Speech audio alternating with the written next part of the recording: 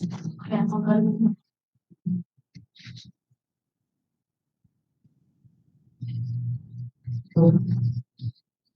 morning, 3101. Kayo po ba'y naandiyan?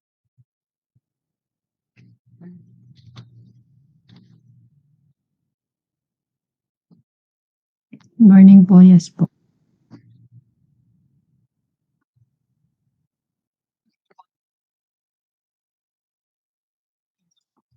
Okay, rinig naman ako ng lahat. Kasabi ko hindi naririnig. Okay, so ngayon po tayo ay mag-check muna ng attendance bago tayo mag-start. Abraham? Wala si Abraham. Aliga? Wala rin.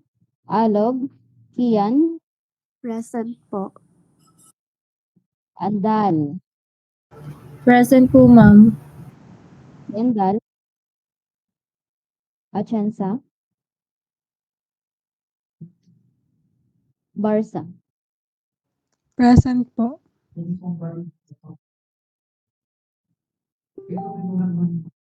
Barsa Kenneth? Present po. Berwilla?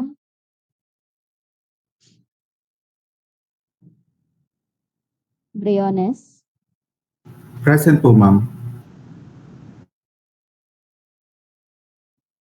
Bughaw? Present po, ma'am. Cabases?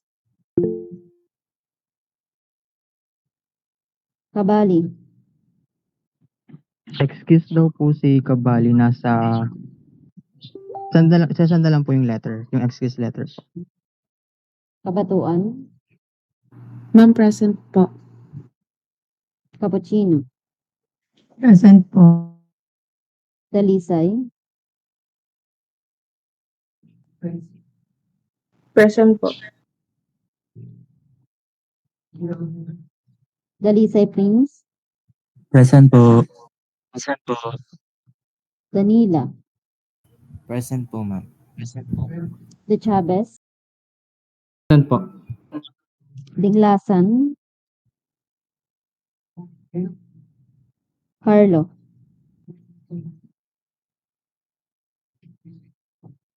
Wala si Ebe? Evangelista? Present po, ma'am. Present po, ma'am. Galario? Present po, ma'am. Gatdula? Excuse din po si Gatdula. Gondra? Present po, ma'am. Javier? Present po, ma'am. Present po. Landicho? Lombres? Makaraig? Present po, Lumbres. Present po, ma'am. Malabanan? Present po, ma'am. Maligalig? Present po, ma'am. Manlapas? Present po, ma'am. Mayo? Pati rin po si Mayo po. Excuse din po. Mendoza? Present po, ma'am. Murillo? Sofia? Wala? Orias? Present po, ma'am. Panganiban?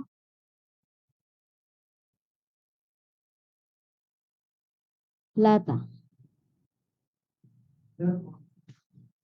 Rima? Ang salata daw po ay masama daw po ang pakiramdam. Si Rimo, andito? Villanueva? Present po. Luis? Present po, ma'am, sa Wala. Present po, ma'am, sa module. Okay, so tayo po ay nasa Cambodia. Tama ba? Yes, Roma?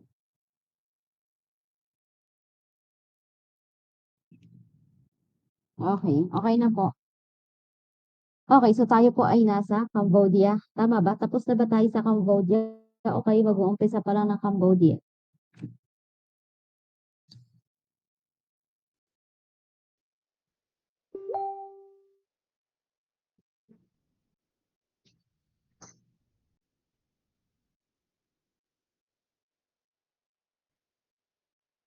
Tapos na sa Cambodia, 3101?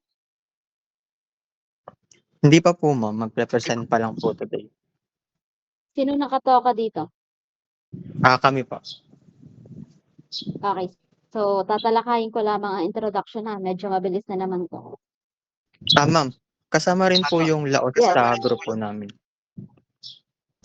Yes po, kasama po yun. Yes po. Sinabi ko na. Thank you po. Ready ba kayo? Yes po ma'am, ready po. Okay, so proceed po tayo sa Cambodia. Ano nga po ba ang meron sa Cambodia? So, ang Cambodia po, ito po yung tinatawag, o official name nila is Kingdom of Cambodia. So, ang capital city po nila is Phnom Penh. So, iyan po yan, yung tinatawag nilang capital and chief city of Cambodia. So, Cambodia traditions and cultures, the culture of Cambodia has had a rich and varied history dating back many centuries and has been heavily influenced by India. Throughout Cambodia's long history, a major source of inspirations was from religion. Throughout nearly 2 millennia, Cambodia's developed a unique Khmer beliefs from the syncretism of indigenous animistic beliefs and the Indian religions of Buddhism and Hinduism. Indian culture and civilizations, including its language and arts, reached mainland Southeast Asia around the 1st century. So, ang kanila pong mga religion, bukod po sa mga Buddhism, Muslim, Hinduism, meron din po silang tinatawag na mga charismatic Christian o di kaya po ay evangelical Christian. So, yun ay isa din sa mga religion na meron sa Cambodia. And then, costume and tradition naman po, meron silang, ayan, isang halimbawa yan, pagdating sa kanilang mga kasuotan. Pero, merong mas tradisyonal o kilala pagdating sa kanilang kasuotan. Yun ay yung tinatawag nila na sampot. So, kapag daw po sinabi na sampot o yung mas kilala na tradisyonal na kasuotan, ito po ay yung sumisimbolo sa pangkalahatan o panglahat. So, yun po yung sinasabi sa Cambodia. At meron din po tayong tinatawag. So, lahat naman siguro ng bansa, meron po silang way o paraan kung paano sila nagigreet sa ibang tao, sa kanilang nakakausap, o sa mga kapwa. So, kagaya po sa Thailand, di ba sinabi ko sa inyo sa Thailand, meron akong larawan doon, o di kaya po halimbawa ay yung mas matanda sa iyo. So, dito, sa Cambodia, ganun din. Pareha sila ng way ng pagbate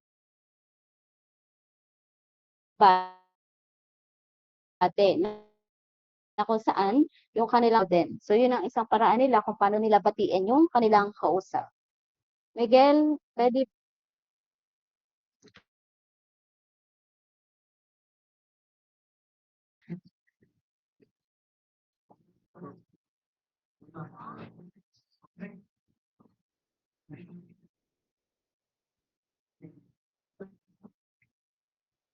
Okay, so meron din naman po silang traditional dances. So, meron silang iba't ibang klase ng traditional ng pagdating sa pagsasayaw. Kagaya sa Thailand, kung mapapansin nyo, sa kasuotan pa lang nila ng mga damit kapag sila nagsasayaw, meron na silang pagkakaparehas kagaya sa Thailand. So, yan ang mga halimbawa natin. So, una, meron tayong tinatawag na Robam Apsara. So, ito po ay dance form, was first introduced to foreign countries and best known during the 1960s as the Khmer Royal Ballet. So, the first royal ballerina was Princess Norodom Bopa Devi, a daughter of King Norodom Sihanouk. And then, meron din tayong tinatawag na Robam Churpur. Ito naman yung tinatawag nila na blessing dance. Meron din tayong tinatawag na Robam Moni Mekhala. Okay, when it comes to wedding naman po, meron din silang tradition. So, lahat ng country, meron silang tradition when it comes to wedding. So, dito, kung mapapansin nyo, traditional Cambodian weddings are intricate affairs that consist of multiple ceremonies lasting 3 days and 3 nights. So dito po isinasagawa nila yung kanilang kasal sa 3 araw na magkakasunod-sunod. So hindi po basta magkakasunod-sunod na walang ginagawa. So yung 3 araw po na yun, meron po yung mga activity na ginagawa yung 3 araw na iyon. So una pong araw nila, meron po tayong tinatawag na yung dowry, yung seremonya ng dowry, na kung saan po ay yung mga pamilya ng lalaki ay pumupunta dun sa pamilya ng babae upang sila ay magbigay ng mga regalo na kung saan yun ay nagpapakita ng kumbaga nagpapakita na yung lalaki ay kaya niyang buhayin yung kanyang mapapangasawa. So sa unang araw din ay kasama rin po dun yung tinatawag natin na pagbibigay ng basbas para sa mga ikinakasal. Gayon din yung pagpaparangal sa mga magulang. So dun po sa pagpaparangal sa mga magulang, yung pong dalawa, yung mag-asawa na ikakasal, ang kalimitan pong ginagawa sa Cambodia, sila po ay kumukuha ng payong. Hindi yung payong na ano ha, yung na normal na ginagamit natin na payong. So yung payong nila is parang ibang klase kasi, wala kasi akong picture na nakuha. So ibang klase kasi yung payong na ginagamit nila doon, na kung saan ay pinapayungan po nila yung kanilang mga magulang. So sinasabi na ito ay isang paraan ng kanilang paggalang at pasasalamat sa kanilang mga magulang. And then sa ikalawang araw po, dahil ngayon ay 3, 'di ba? So sa ikalawang araw, yun naman yung prosesyon ng lalaki. So ito'y parang kagaya din ng una kanina, yung dowry ng seremonya. Do'n nga lang sa una ay ang tinutukoy ay yung dowry. And dito naman po sa ikalawa, yan naman yung prosesyon ng lalaki na kung saan ay pumupunta rin sila dun sa bahay ng babae, nagdadala rin sila ng regalo. And then kasama rin diyan yung pagpaparangal sa mga ninuno, kasama rin yung kung kayo ay nakakapanood ng mga series na ginuguptan ng buhok. So yun po ay isang tinatawag nila ito ng seremonya ng paggupit ng buhok o yung tinatawag nila na paglilinis bago kayo ikasal. So yung paglilinis po, yun yung paggugupit ng buhok. And then sa ikatlong araw, meron silang tinatawag na pagpapasa ng mga pagpapala. So sa mga gantong wedding, meron tayong mga bisita na kung saan yung pong mga bisita ay papalibutan yung mag-asawa at sila ay kukuha ng mga kandila. So ang layunin po nun ay tulungan yung mag-asawa na maging masaya at matagumpay ang kanilang pagsasama. At meron din sila diyang tinatawag na knot tying ceremony, yung itinatali, kung kayo ay nakakapanood sa mga series. So marami akong napapanood na mga series na gano'n yung nagiging paraan kapagka sa wedding na kung saan meron silang tali. So dito, sila po ay kukuha ng mga tradisyonal na espada. Parang yung espada lang kasi nila, hindi tunay na espada kumbaga. Basta ano lang, maipapakita lang do'n na tradisyonal na espada yung ginagamit nila. Tapos yung kamay ng mag-asawa ay itatali. So layunin naman po nito ay para tumagal at lumakas yung pagsasama nung dalawa.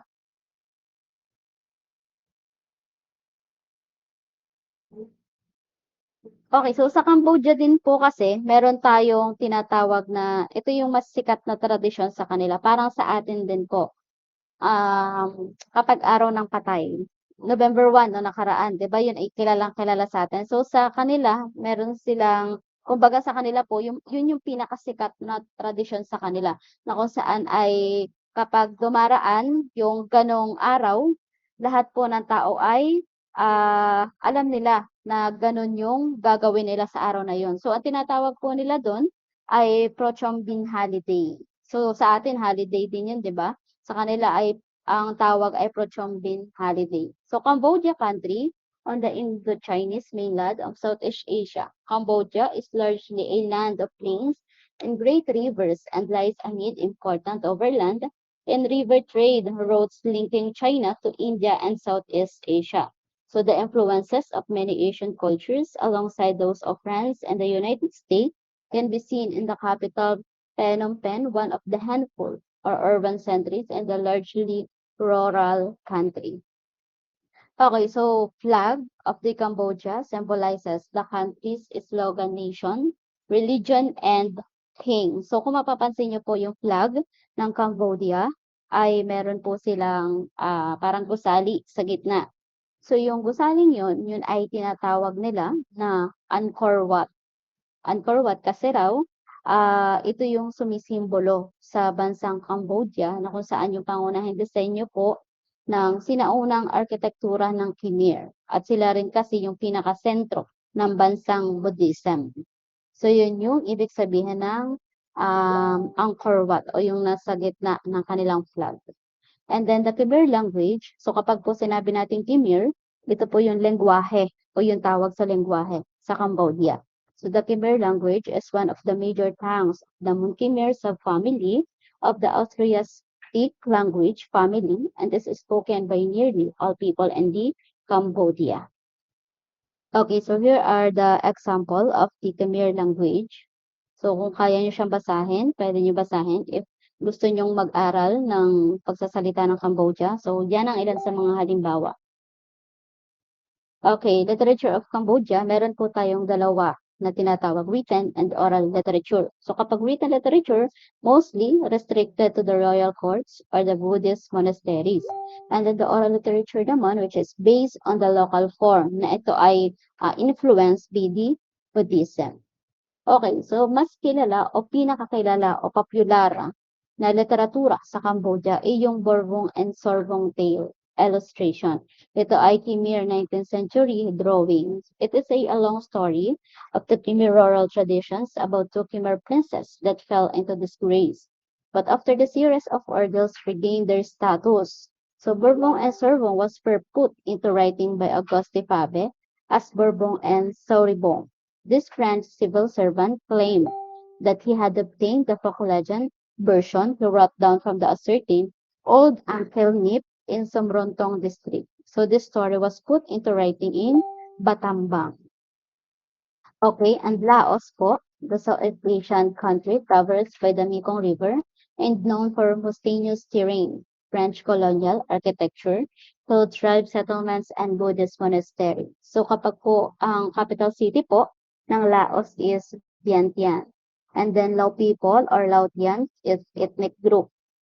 And then Laotian is their language. And then Buddhism is their religion. Laokip, Somani. Sa Cambodia, yung kanilang national currency is real ang tawag. And then ang pinakamalaki pong city is yung Phnom Penh, tinatawag. Okay, Lao literature spans a wide range of genres including religious, philosophy, prose, epic, or lyric poetry, histories, traditional law, and costumes, folklores, astrology, rituals, grammar, and lexicography, dramas, romances, comedies, and non-fictions. Literature serves an important role as a vehicle with which to convey Buddhist religious teaching and explain proper behavior for individuals and society. Lao literature was deeply influenced by the literary traditions of neighboring kingdom of Lanna or Thailand in the present day, though which was indirectly influenced by Buddhist and Hindu literary works. So there are three masterpieces of Laotian literature, Bensan Trasado, Sensai, and Dao Hung. Kapag po Bensan Trasado, ito po yung most popular and deal with the life of Buddha before his enlightenment. Education through reincarnation is the theme of the story. And kapag naman po sa Sensai, ito po is the poet Pang Kham wrote in Sensai. Sensai, the hero was born holding a bow and arrows in his head. His brother Santong was a golden snail, and his half-brother was an elephant with golden tusks. The story tells how the Ogrina Kumpan stole the brother's aunt and how the brothers defeated the Ogri and rescued their aunt. At ang Tauhong naman po, it is a historical epic. It's a hero belongs to the Mon-Khmer ethnic group. It recounts the struggle between Asians ruling families in Indochina. Meron tayong tinatawag na lam or cup. Ito po yung love poetry set to music, performed as a solo or duet. Then Dhammapada. Ito naman po ang important book in Buddhist literature. Ito po yung merong 423 verses spoken by the Buddha on various occasions. It was originally written in Pali, a language that closely resembles Sanskrit. And proceed po tayo sa The Crocodile and Five Judges.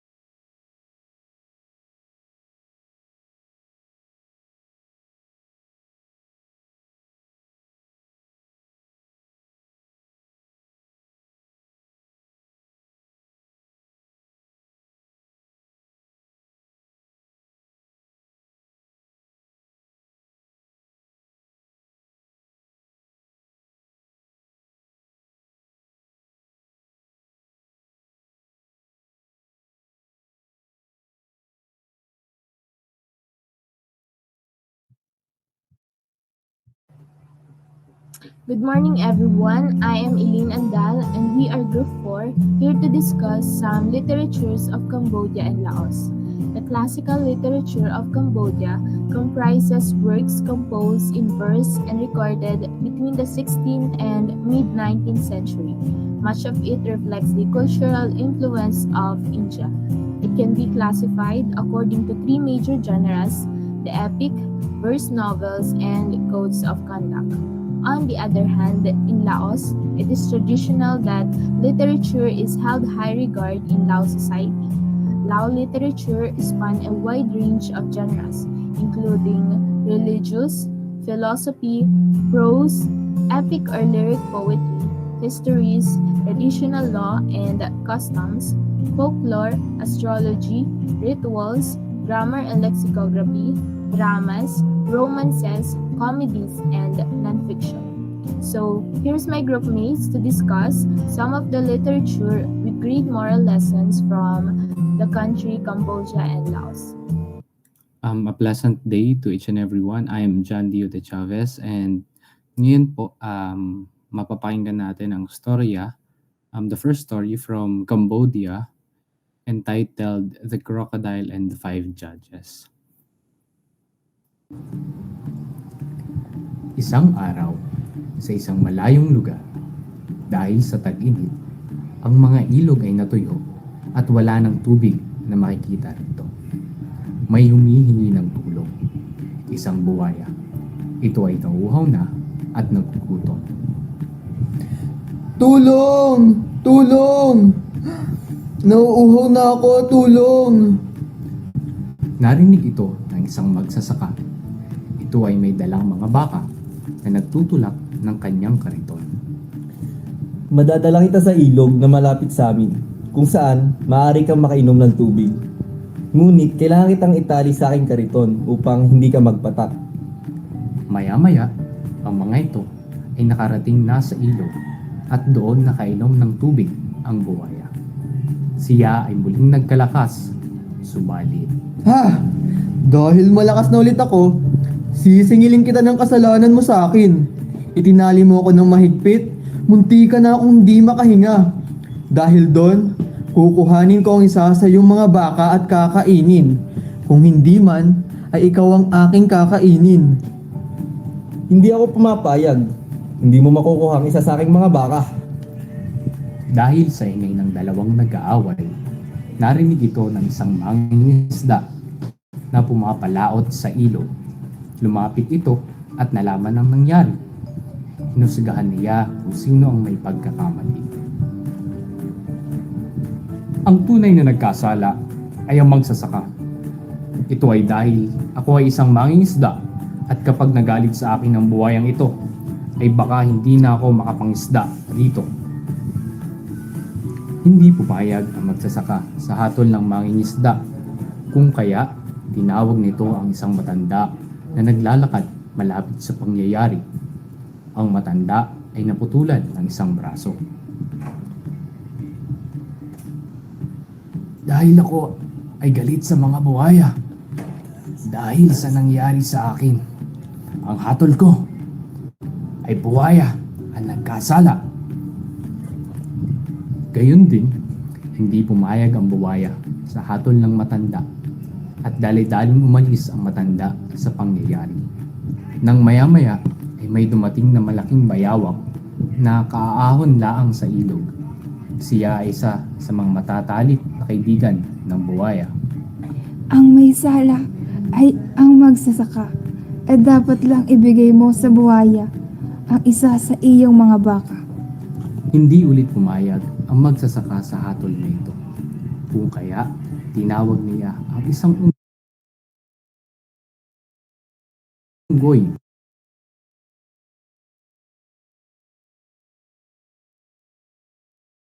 upang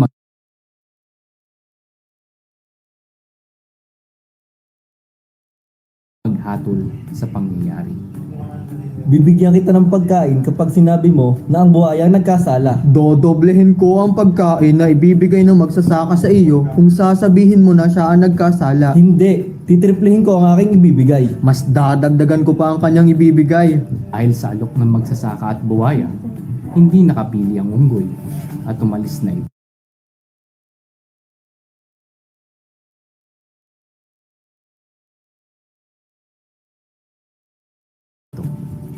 Dahil dito, kukuhanin na ng buwaya ang baka ng magsasaka. Nang may dumating na kuneho, siya ay kilala bilang makatarungan at tapat na kuneho. Tinanong niya kung ano ang nangyari at pagkatapos malaman ang pangyayari, hinatulan na niya ito. Halika rito, buhaya. Itatali ulit kita kung paano ka tinali ng magsasaka. Hindi ka na ba makahinga? Nakakahinga pa naman. Nang higpitan pa ulit ng kuneho ang tali, hindi ito nagalit. At maya-maya, siya ay nagbika. Magsasaka, hugutin mo ang iyong gulok at katayin ng buhaya na ito sapagkat siya ay walang utang na loob sa iyong pagmamalasakit. Dalhin mo ang karne ng buhaya sa inyong mga kabarangay at kayo ay magdiwang. Isinabit ng magsasaka ang ulo ng buhaya sa kariton at tinawag nila itong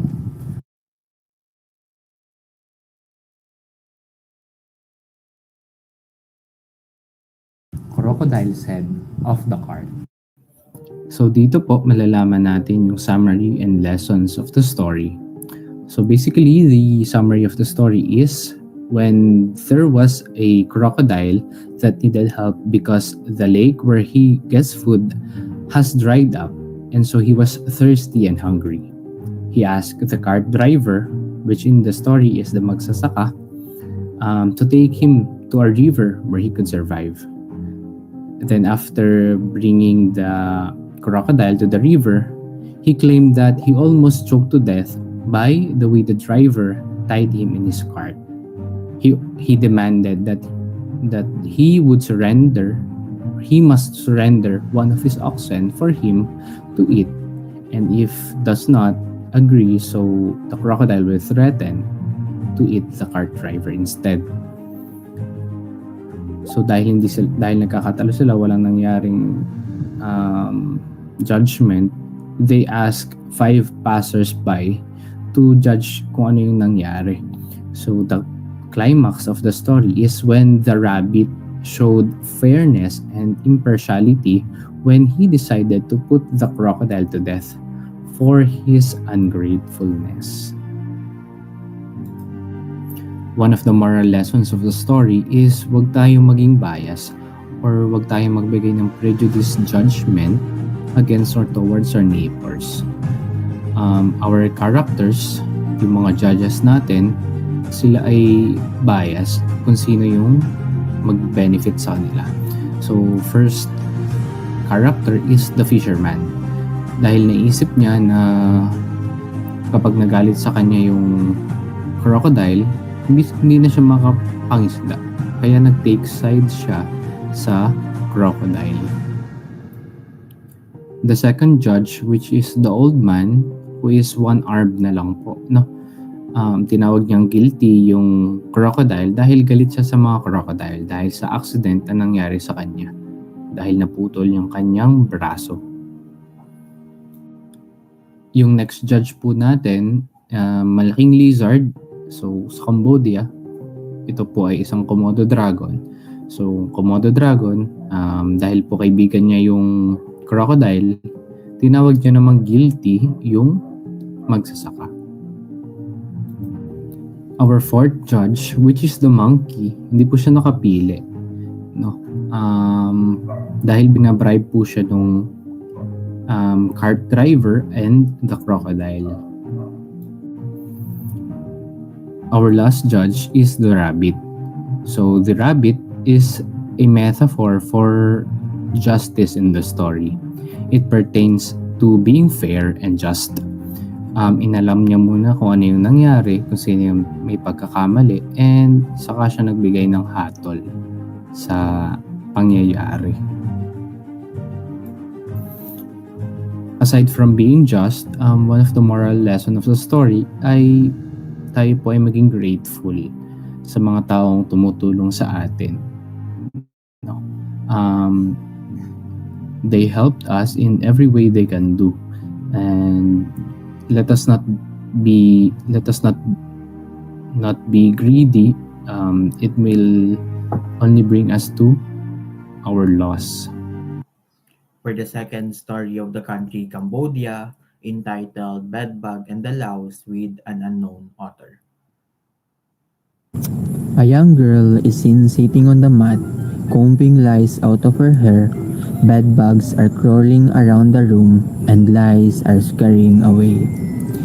In a room inhabited by a dirty girl, an unusual conflict was brewing. Swarms of bedbugs had made themselves at home in her bedding, while dirty lice with kinky hair infested her head. The girl combs a louse out of her hair, places it on the mat, and crushes it. God! These lies! A large louse escapes and hides in the mat. Bedbugs, noticing the frightening lice, start to mock them. Oh, brother lice, have you stolen enough blood from people? Why come to greet us? We have no such feasts. The lice respond, defending themselves. You bedbugs have a stench even when you're alive. You envy us because you can feast on human blood as we do. As they argue, the girl gets annoyed and lies down to sleep. The lice, irritated with the bedbugs, decided to retaliate and attack the girl's head. Lice hit the girl's head so hard that she can sleep. I can sleep with all this commotion. The girl decides to take action and ask her mom to shave her head. As the girl's head is being shaved, the lice panic and discuss their fate. It's the end of the world for us. We'll be destroyed. The girl burns the hair filled with lice and their eggs, returning to bed. Seeing the girl's shaved head, the bedbugs are delighted. Now, we can feast without interference.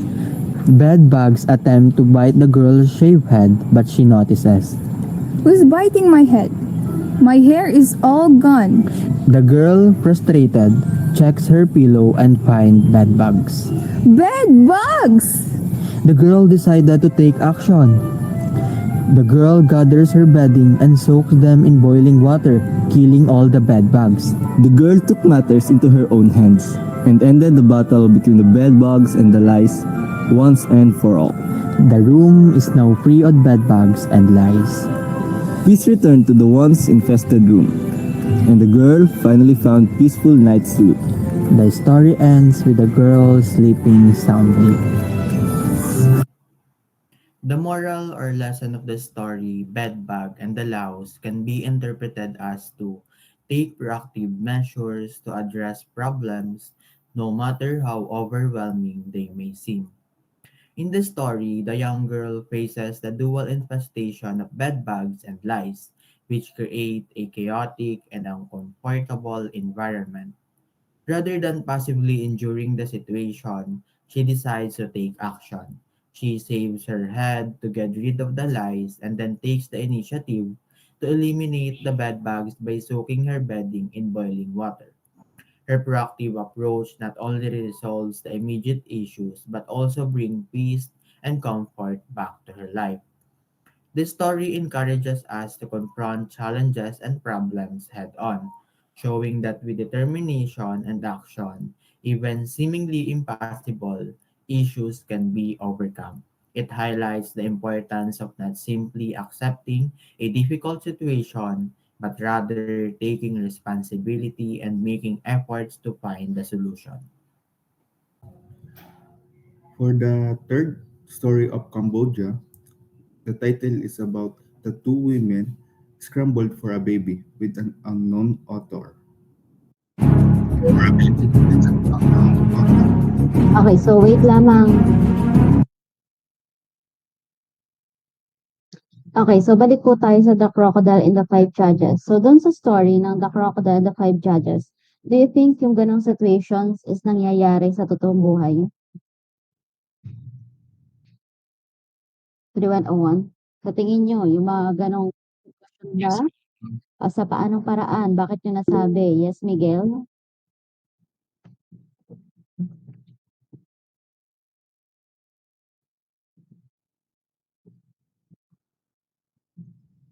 Okay, babalikan kita, Miguel. Okay na ba, Miguel?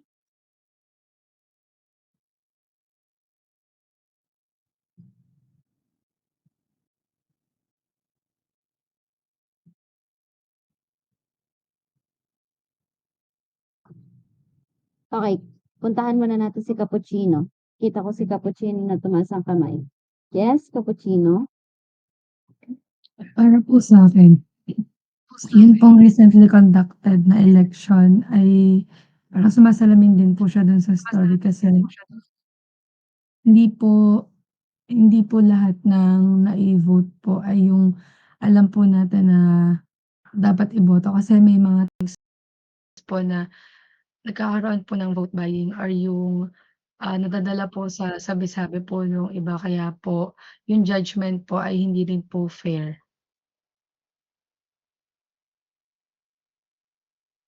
Okay, so tama din yun. Sinabi ni Miss Christine, kagaya nga, di ba, katatapos lang ng mga botohan.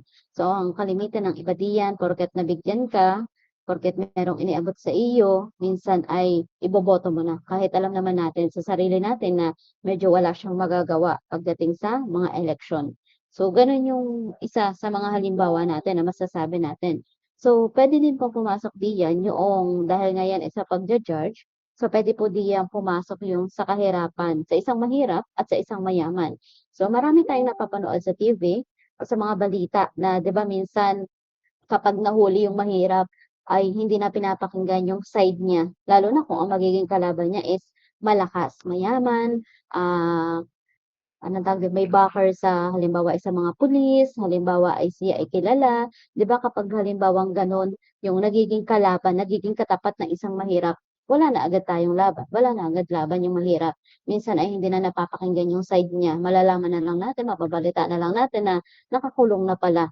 So, wala na tayong naging balita about dun. And then diyan din, pumasok din diyan yung about sa friendship, to sa kaibigan, so magkaibigan. So hindi porket kaibigan natin is kinakailangan nating kampihan sa mga ginagawa niya. Hindi porket kaibigan natin, kinakailangan nating konsentidohin yung mga maling ginagawa niya.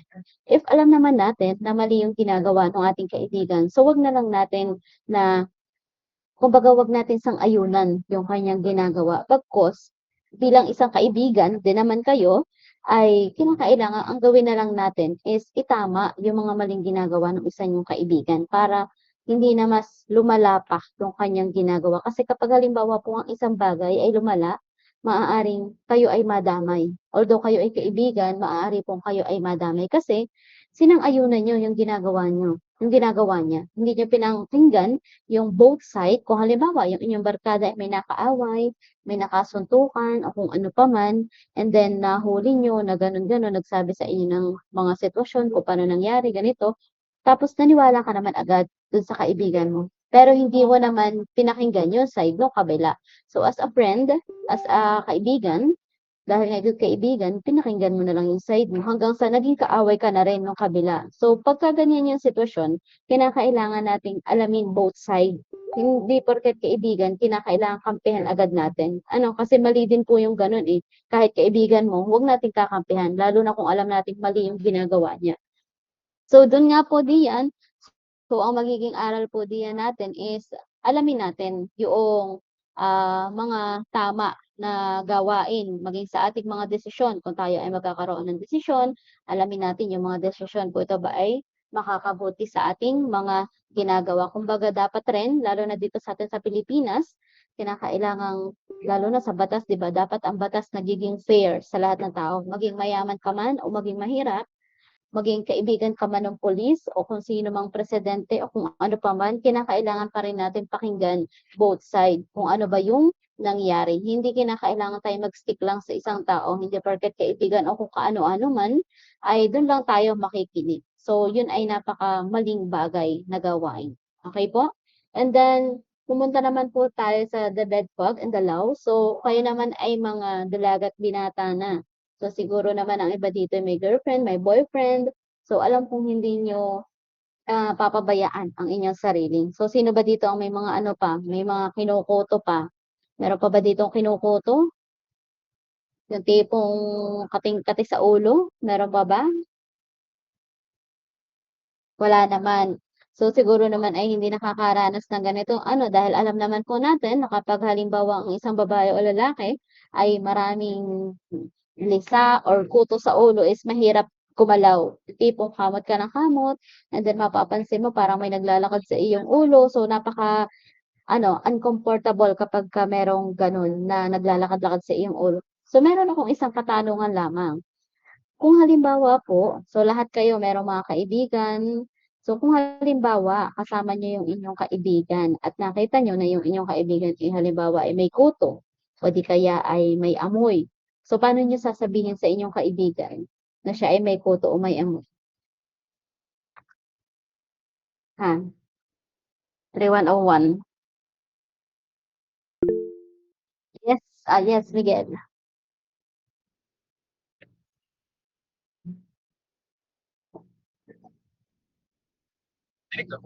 Yes po.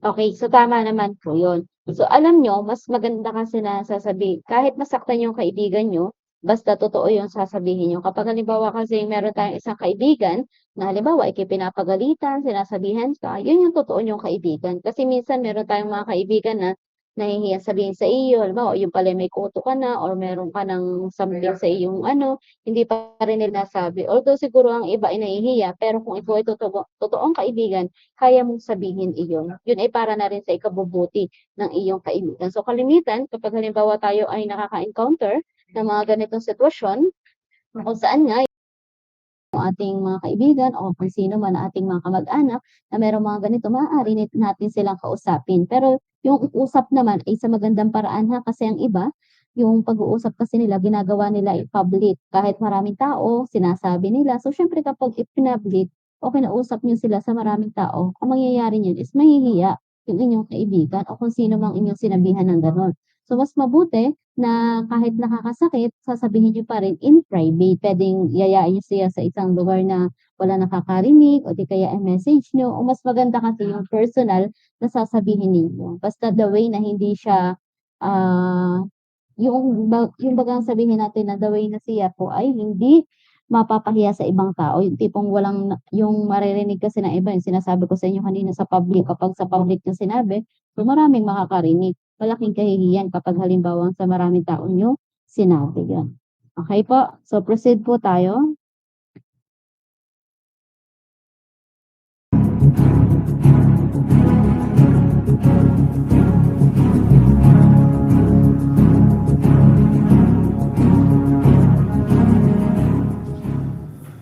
Okay, Idol Rafi, para sa una nating sumbong at aksyon, nandito ang isang ina na nagrereklamo sa isa pang ina dahil inaangkin niya ang kanyang anak na sanggol at nais niyang ipaglaban ang kanyang karapatan bilang ina.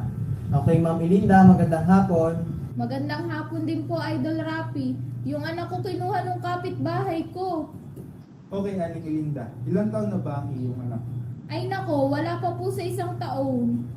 Paano mo nasabi na kinuha ang iyong anak? Ay ariho kasi si Sandra Ay, teka, sino ba muna si Sandra ang sinasabi mo? Siya ba yung kapitbahay na kumuha? Oho, Idol Rafi. Ariho ay namatay ng anak ngayong taon. Abay nagpunta sa aming bahay at gustong hiramin ang aking anak. Eh di ako naman po ay may awa, eh di pinahiram ko. Bakit naman niya gustong hiramin? Dahil kamukha raw ng kanyang namatay na anak, ang paalam pa nga sa akin ay hawakan at halik-halikan. Abay alam niyo gaho ang ginawa, abay pinasusuho. Ay, grabe naman. Oo nga ho, pagkatapos pasusuhin ay dala-dala na pauwi. Ako naman ho ay sigaw na kung saan dadalhin ang aking anak. Sige, nung nasigawan mo, anong ginawa ni Aling Sandra? Aba ako'y sinigawan ho pabalik na akin tong anak. Oh, Sherry, tawagan mo na si Aling Sandra. Sige, Idol.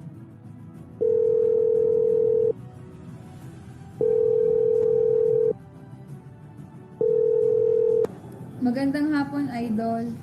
Aling Sandra, bakit mo naman daw kinuha ang anak ni Aling Ilinda?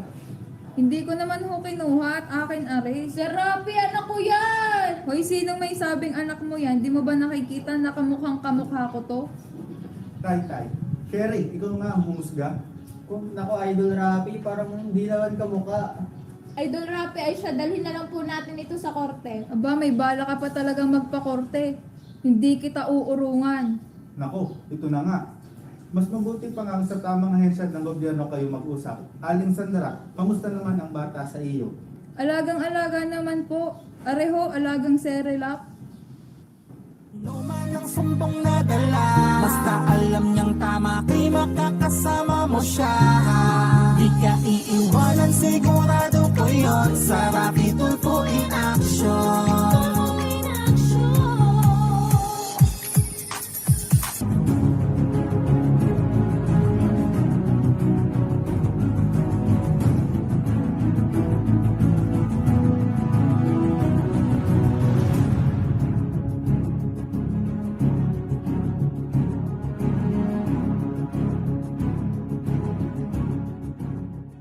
Ano man ang sumbong na dala, basta alam niyang tama, di makakasama. Magandang hapon, Idol. At ito ang ating part 2 sa ating video na may pamagat na dalawang ina nag-agawan ng anak. Ano ba ang nangyari sa desisyon ng korte? Ay, ito po, kasama po natin si Judge Antonio para ipaliwanag ang nangyari. Judge, magandang hapon, Judge. Bale, inabot po kami ng 3 araw sa katindihan ho ipaglaban yung sanggol. Ngunit wala akong naging pinal na desisyon sa 3 araw. At kinakailangan ho namin humantong sa desisyon ng hari at sa desisyon ho ng hari na pagpasan hong ibigay ang sanggol kay Aling Ilinda. Salamat, Judge. Naway pagpalain ang inyong ahensya. Maraming salamat din ho, Idol. Nasa linya rin, Idol, si Aling Ilinda at Aling Sandra. Maraming salamat ho, Idol Rafi. Nasa akin na po ang aking anak. Ako po'y naiiyak pa rin sa pagkawala ng aking anak. Wala na tayong magagawa, Aling Sandra. Ako'y nakikiramay sa pagkawala ng inyong anak. Sana'y maghilom ang inyong puso. Ang story po ng The Two Women Scrambled for a Baby is all about sa dalawang women po na nag-aagawan sa isang baby po. Then nagpunta po sila sa King Solomon na kilala po sa pagiging matalino po. And nakinig po si King Solomon doon sa dalawang babae po.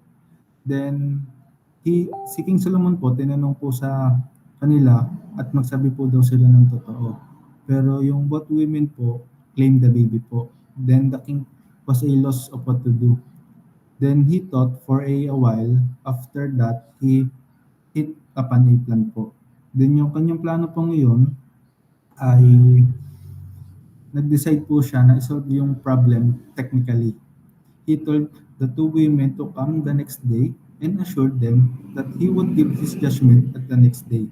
Then the next day, the two women came to King Solomon with the baby.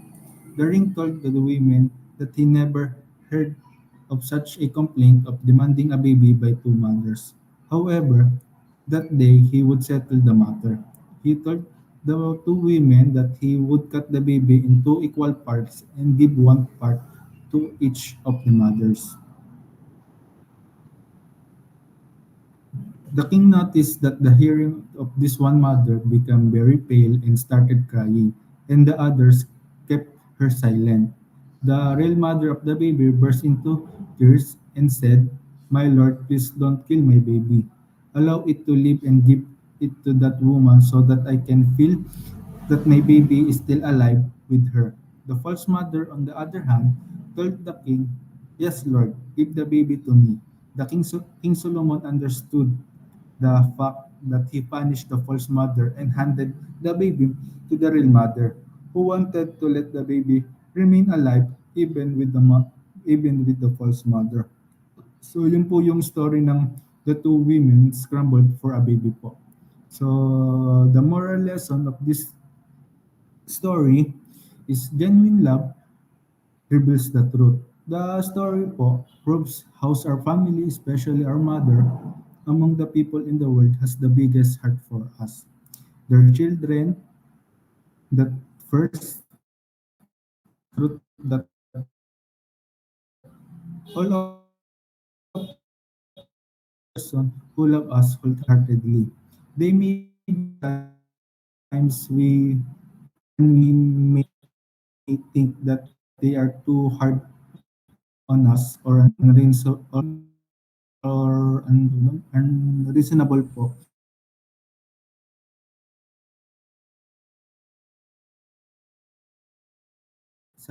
As much as I myself po had sometimes misunderstanding with my mother po before, and hanggang sa ngayon naman po meron din po namang hindi pagkakaintindihan, pero at the end of the day I am her child and there is one only mother here for me in this world po. Sa conclusion po, we must value them and reciprocate the love and the care they have given us from the time we are born to the last minute of our lives po.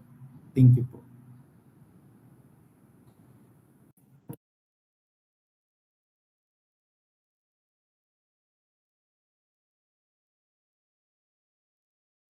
Sid, diretso. Our first poem for the country Laos was written by Dara Calanya, entitled There Is Not Only You. So bago po natin simulan yung poem, kilalanin muna natin yung author.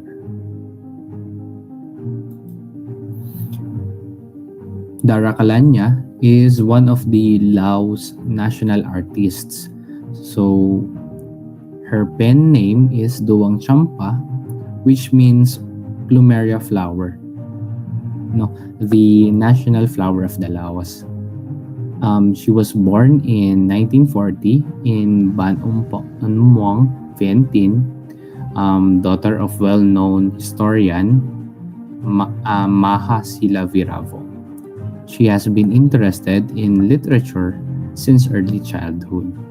Yung mga sinusulat niya ay more on feminist side.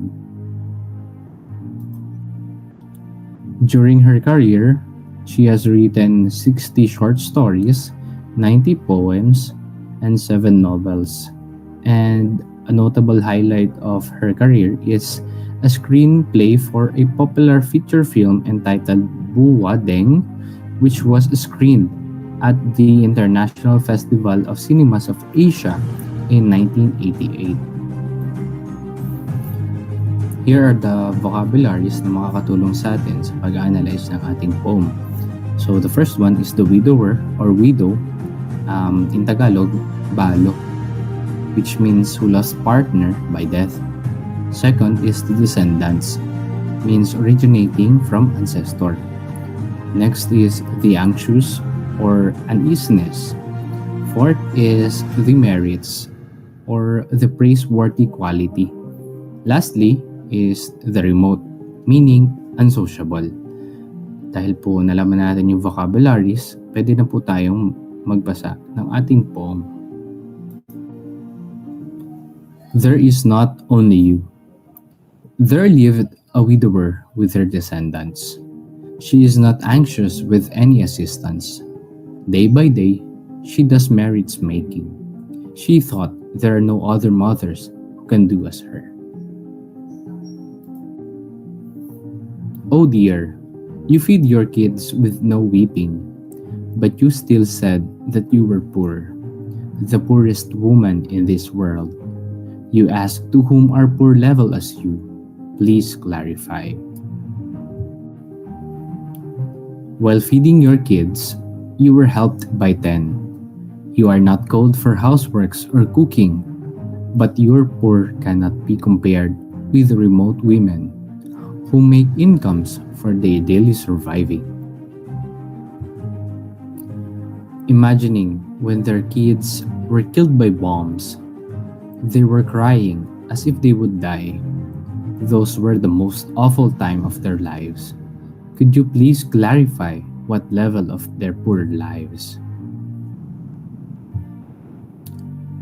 The summary of the poem is that there was a widow together with her family, didn't expect any assistance from other.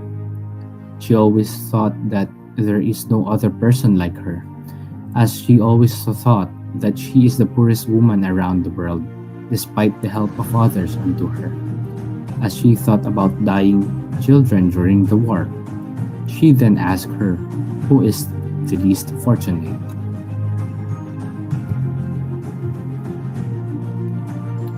The lesson of the poem is there was a widow in the poem that feels down and pities herself because of her situation of being a widow. A single parent, she cannot even see that she's fortunate receiving help from others and still provided some assistance. And compared to those experienced difficulties and others who are much worse, she is very fortunate still.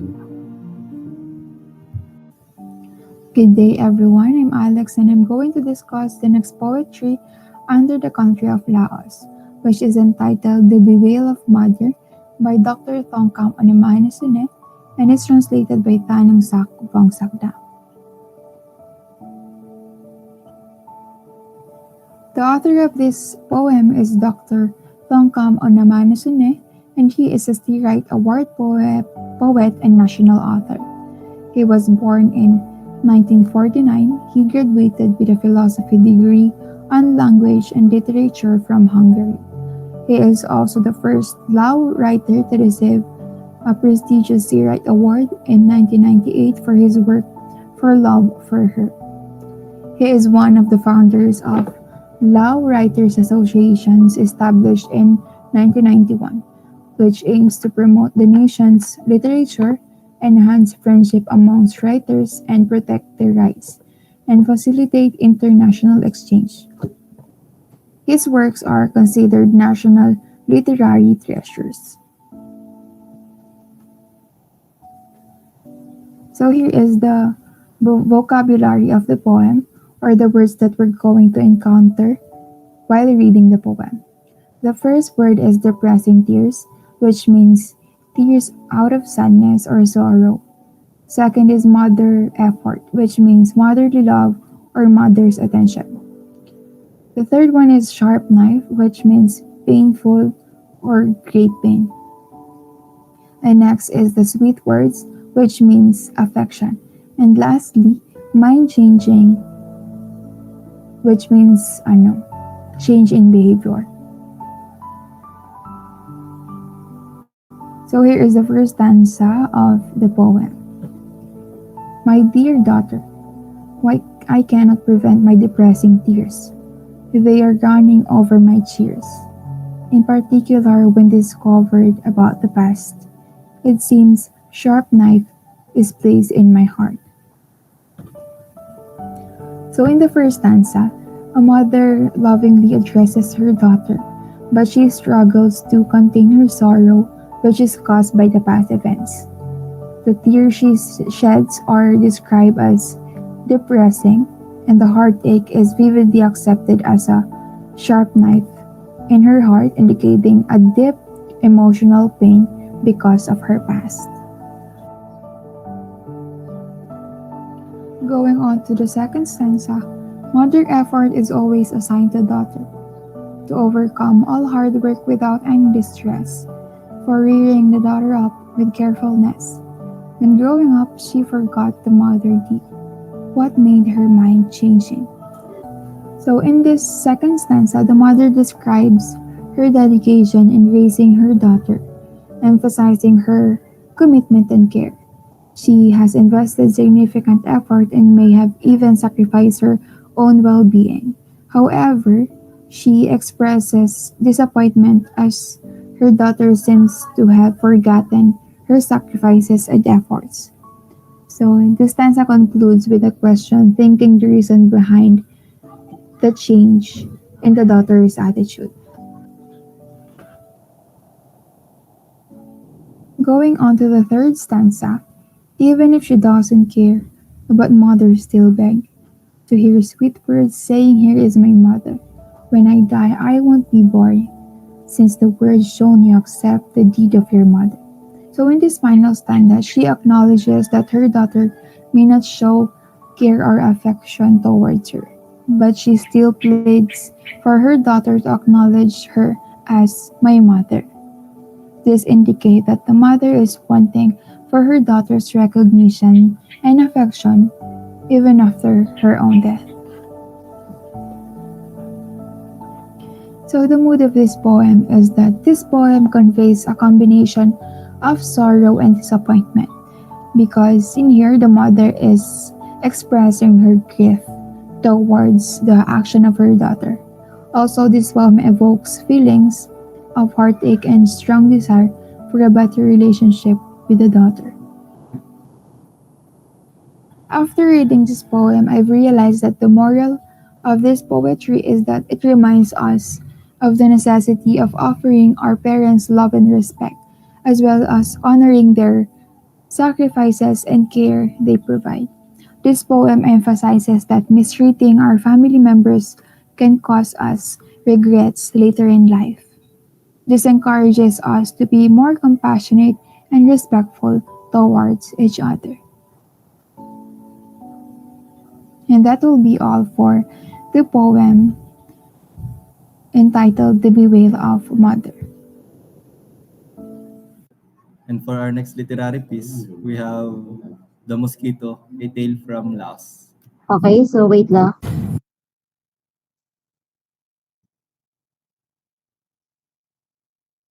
Okay, so balikan po natin yung tatlong naging topic. Una, the two women scramble for a baby. So sa tingin niyo po ba yung ganong sitwasyon is nangyayari sa totoong buhay dito sa ating 3101?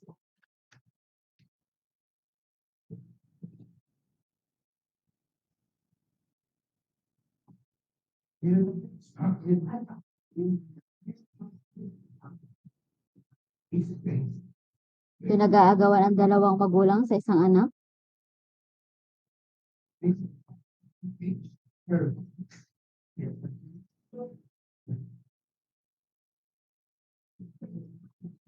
wala kayong nai-encounter, wala kayong naririnig na mga ganitong story. Kagaya ng, yun nga, yung kaninang tinalakay eh. Okay, so para sa akin, gano'n din naman ako, wala pa akong nai-encounter na mga gano'ng sitwasyon na nag-aagawan yung dalawang magulang sa isang anak. Although ako ay nakakapanood sa mga iba't ibang klaseng movie na ganito yung nangyayari. At isa din sa naisip ko ay yung kay King Solomon. So yun, isa ang naging kagaya ng kwento na the two women scrambled for the baby. So sa pamamagitan po, diga kanina dun sa kwentong iyon, ang naging paraan ng king para malaman kung sino talaga yung magulang nung ina, nung bata, ay yung paghati, yung sasaktan yung bata. So bilang mother, bilang isang magulang, wala namang magulang na gustong saktan ang kanyang anak. So sa pamamagitan nun, nalaman kung sino ang totoong magulang. So sa totoong buhay, wala namang ganon na tipong kinakailangan saktan yung anak para lamang malaman kung sino ba talaga yung totoong ina. So ang ginagamit natin dito sa atin, dito sa Pilipinas, sa pamamagitan ng DNA na tinatawag natin. Yun yung isa na halimbawa na maaari natin gamitin para malaman natin kung sino ba talaga yung totoong magulang ng isang bata. Okay po. And then, kayo ba ay naniniwala dun sa tinatawag na luksong dugo? Tama ba, luksong dugo? Naniniwala kayo doon sa luksong dugo? Kasi kalimitan, nakakarinig kasi ako ng mga sabi-sabi na totoo yung mga ganong sitwasyon na luksong dugo, na parang anak mo yun, na ganon. Pero minsan kasi, nagkakaroon tayo ng hindi pagkakaintindi sa ganong bagay, yung tinatawag nating luksong dugo. Although sa iba, siguro yun ay nangyayari, pero dahil hindi naman tayo nakakaranas ng mga ganon, so parang sa atin, hindi ako, para sa akin lang ha, ewan ko lang sa sariling opinion nyo. Sa akin kasi parang hindi kasi ako naniniwala. So, siguro dahil na rin sa hindi ko nararanasan yung gano'n. So, wala akong nakikita na gano'n, mga gano'ng sitwasyon. So, kaya ako nasabi na hindi ako kumbinsido sa mga gano'ng sabi-sabi, sa mga tinatawag na mga luksong dugo. Okay, para malaman, gano'n daw kapag daw sa luksong dugo, anak daw yun, gano'n. Sari-sari yung mga balita na sinasabi patungkol doon. And then doon naman sa next po, yung There Is Not Only You by Dana Canlagna. So ito naman is pumapatungkol sa isang babae na balo na kung saan nga inamatay yung kanyang anak. So kung ihahalin tulad natin siya sa sitwasyon sa totoong buhay, so kung mapapansin niyo po, marami sa Pilipinas ang mga walang asawa na sila mismo, yung mga babae mismo or lalaki, nagpapalaki sa kanilang anak. So sa pamamagitan po nun, masasabi natin na hindi lahat ng balo ay nahihirapan sa nagiging sitwasyon nila. At wala naman pong may gusto na mga naging ganun yung sitwasyon na nawalan sila ng asawa dahil alam naman natin na mahirap po talaga kapag halimbawa tayo ay nag-iisa. Pero sa buhay ngayon, sa sitwasyon ngayon na ating nakikita, wala nang hindi kinakaya ang mga tao, mapababae man to o lalaki. So kahit ikaw ay nag-iisa, na itataguyod pa rin nila yung kanilang mga anak. Napapalaki, napapakain pa rin sa 3 beses. So, kung mapapansin natin yung buhay ngayon, kahit ikaw ay balo o walang asawa o iniwan ng asawa, nakakaya pa rin natin tumayo sa sarili nating mga paa. Okay? And then next, ano yung next nyo? The Bewil of Mother. So, yung The Bewil of Mother by Dr. Tonkam Animanison. So, yun po kung mapapansin nyo, kayo, lahat tayo ay dinala ng ating mga magulang sa kanyang sinapupunan ng 9 na buwan. So, isipin nyo yung 9 na buwan na yung gaano kahirap na tayo dinala ng ating mga magulang. And yung ibang mga bata, tingnan nyo, di ba? Ang ibang mga bata, ang ginagawa sa kanilang mga magulang, sinasagot, sinasaktan, pinapatay, at kung ano pang mga ginagawa. So isipin po natin, bago tayo gumawa ng mga bagay na ganun, isipin natin yung sakripisyo na ginawa ng ating mga magulang sa atin para lang tayo mapalaki, mabigyan ng magandang buhay, para lang tayo ay may makain sa araw-araw. At meron akong i-share sa inyo na isang video na napanood ko kasi siya, parang napanood ko siya sa balita. Yung kanyang ama, kasi sila ay dalawa na lang sila sa family.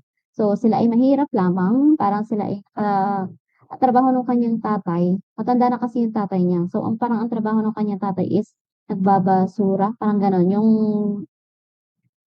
Basta gano'n, parang gano'n yung trabaho ng kanyang ama. Yung ang kinabubuhay lang nila ay ano ng mga bote, mga gano'n. Basta sila ay mahirap.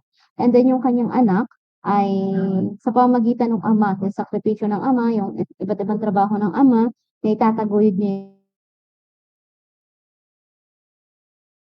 One time, nakapagtapos yung kanyang anak, nagkaroon ng trabaho pero malayo kasi yung lugar na pinagtatrabahuhan ng kanyang anak. So, nung nagtatrabaho na yung kanyang anak, siguro yung anak ay nasilaw sa pera, ganito, ganyan, kung ano-ano yung mga binibili, nakalimutan niya yung kanyang ama.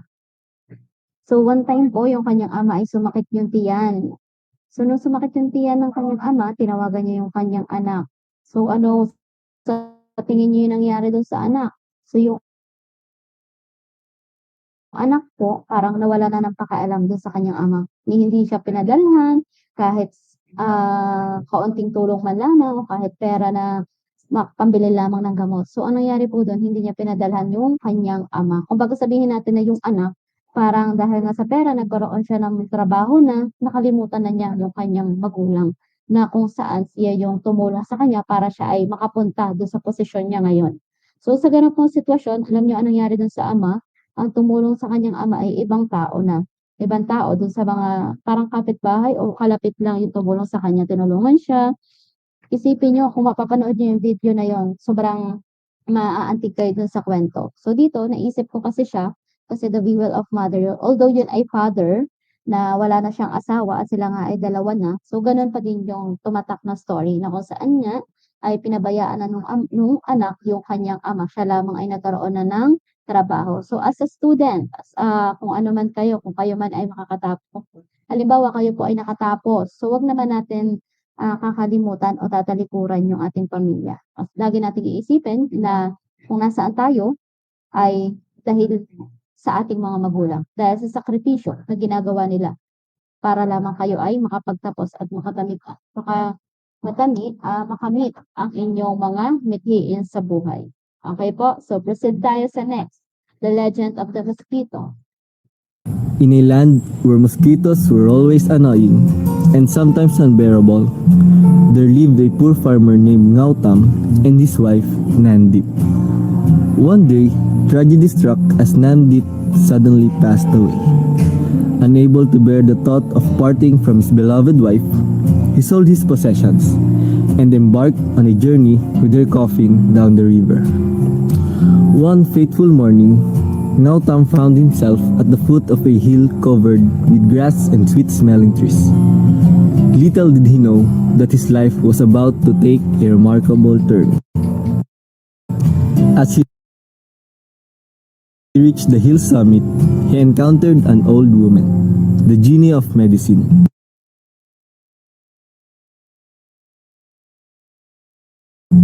Who traveled the world on her magic mountain, relieving suffering and teaching her skills to mortals. The woman had hair as white as cotton, and her eyes sparkled like those of a young lady. Knowing of your virtue, I have placed my mountain on your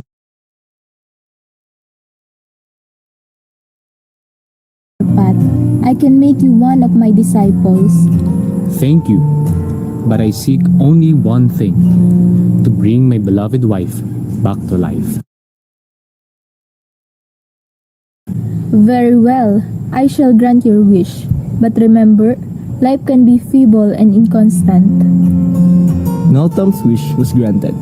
His wife, Nandip, returned to life, and they set sail back home. But life had more surprises in store. One evening, Ngautam left to buy provisions, leaving Nandip alone the boat. A rich merchant's barge moored alongside, and he was captivated by her beauty. Would you join me for a tea on my barge, my dear? Once aboard the barge, it set sail, and Nandip's life took a different course. Ngautam searched ceaselessly, and found Nandip after a month, living the life she had dreamt of. But she refused to return home. You are free, but I want back the 3 drops of blood I spent to restore your life. In her eagerness to be rid of him, Nandip pricked her finger with a knife, and she fell lifeless. Her fate took an unexpected twist. Nandip could not accept her fate, and she returned to the world in the form of a tiny insect, a mosquito. She buzzed around Ngautam, whining and pleading incessantly, trying to steal the 3 drops of blood that would restore her life. And so, her race multiplied. The annoying mosquitoes we all know so well came into existence. And that, my friends, is how the tale of Ngautam and Nandip led to the creation of the persistent and sometimes unbearable mosquitoes. The tale imparts valuable lessons about the consequences of materialism, illustrating how Nandip's insatiable desires for luxury and pleasure led to her abandonment of her devoted husband, Ngautam, and ultimately her own demise. It underscores the importance of loyalty and devotion, as Ngautam's unwavering commitment to bring his wife back to life contrasts with her quick betrayal. The story warns against the folly of blind love, suggesting that one should not be consumed by devotion to someone who does not reciprocate the priorities of relationship. Furthermore, it creatively links the origin of the mosquitoes to the wife's transformation into an insect due to her actions. In essence, the tale encourages us to appreciate the life that we have and not be captivated by unrealistic desires for wealth and luxury, while highlighting the inconstancy of human nature and the feeble of transient aspects of life. Thank you. So that's all for the presentation of Group 4. Thank you for listening, and I hope that you learned something from the literatures of Cambodia and Laos.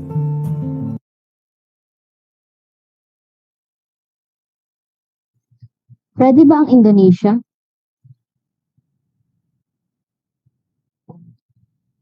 Ma'am, hindi pa po. Hindi pa. Bukas po, meron tayong makeup class. Kung sinabi ko na ata yun sa inyo, di ba? Nagtanong ako sa inyo kung anong vacant or oras kayo pwede. So, ang nakalagay dun ay parang 7 to 10 tomorrow. So, bukas po ay Indonesia tayo ha. So, parede ako ng Indonesia, pati po Singapore at Malaysia. Bukas pagkatapos ng Indonesia po, magkakaroon kayo ng quiz. Ha? Kaya po, sinasabi ko sa inyo na kayo po ay mag-start na magbasa and makinig tomorrow sa mag-uulat na mga kwento. Ha? Yun namang exam nyo ay madali lang. Diba nung una madadali lang din yung quiz na binibigay ko sa inyo. So madali lang po yun. Pero kinakailangan nyo pa rin magbasa ha.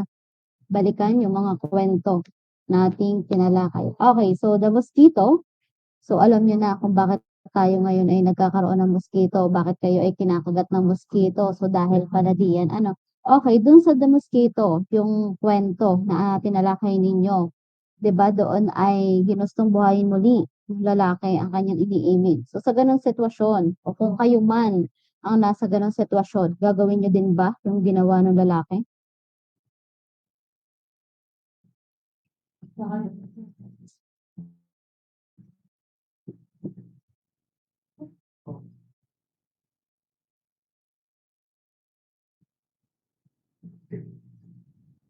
Ha? Kung kayo nasa sitwasyon, bubuhayin niyo bang muli o hihilingin niyo bang muli na makasama yung inyong taong minamahal?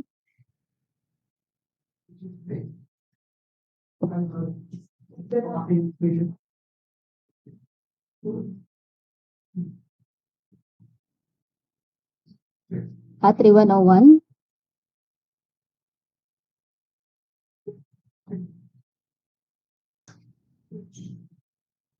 Nandyan pa ba kayo? Nandyan pa ba 3101? Naman po, ma'am. Baka parang kayo yung mga wala na sa sarili. Gutom na ga.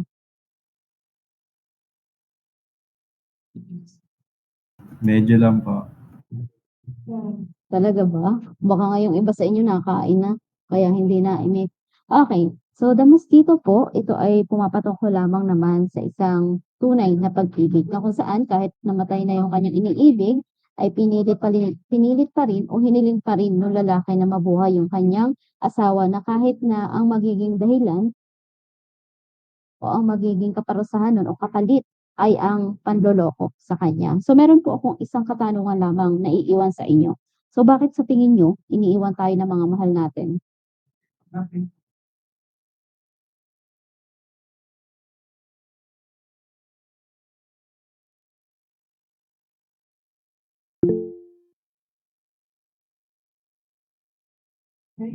Sinong maaaring makapagbigay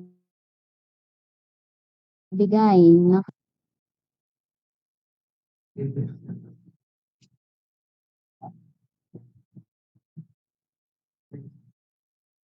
Yes, Miko. Ma'am, siguro kaya tayo iniiwan ng mga mahal natin kasi may mahal na silang iba. Dahil may mahal ng iba. Bukod doon, dahil sa may mahal ng iba. Yung iba, bakit sa tingin nyo? Bakit sa tingin nyo tayo iniiwan? Dahil basta sila ay merong mahal na iba na kahit sabihin natin na ibinigay nyo ng lahat pero iniwan pa rin kayo. O bakit sa tingin nyo, ano yung dahilan? Okay, hindi sapat kaya iniiwan. Sa tingin nyo ba, halimbawa, kayo ay iniwan ng inyong mga minamahal, sa tingin nyo ba may kulang sa inyo? O meron, di ba kayo sapat kahit ibinigay nyo na ang lahat? Or kung ano pa man? Yes, Marivic.